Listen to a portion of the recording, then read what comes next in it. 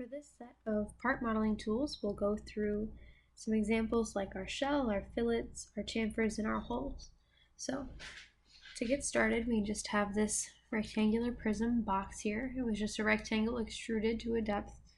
What we'll start with is we want to practice using our shell tool. So our shell tool, if we choose it up in our modify panel, will remove the interior of the object. We could also remove the different faces. We can also change which direction our shell is happening in. So in this case, our original direction, our inside direction as it shows, will take away the inside of the object that we have so far. Our second version, our outside choice, will take our original object away and add on the outside of it the shell that we're looking for. Our third option, our both option, will do about half and half, where it keeps just a little bit of our original object, but also adds a little bit on the outside. In this case, we're going to choose the inside.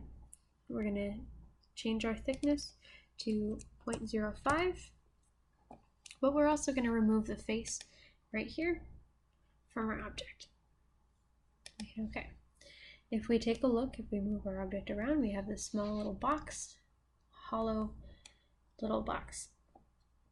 What we can do from here is we can take a look at doing our fillets and our chamfers. So our fillets are our curved corners. When we choose our fillets, it lets us change what radius size we'd like.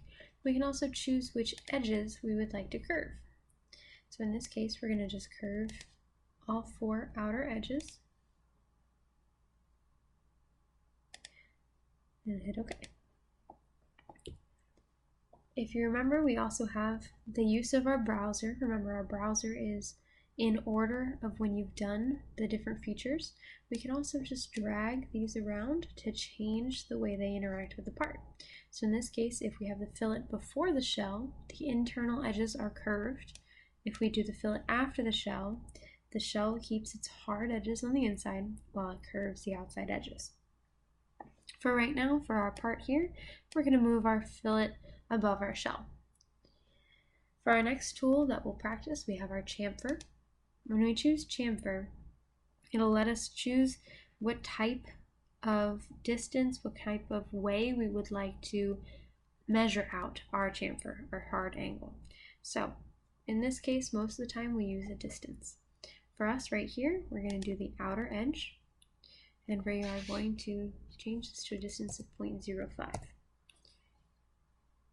So as we notice, when we hit apply, we can move this around to kind of see how it cuts away a hard cut instead of those curved fillet cuts away from this top edge here. So that is our chamfer.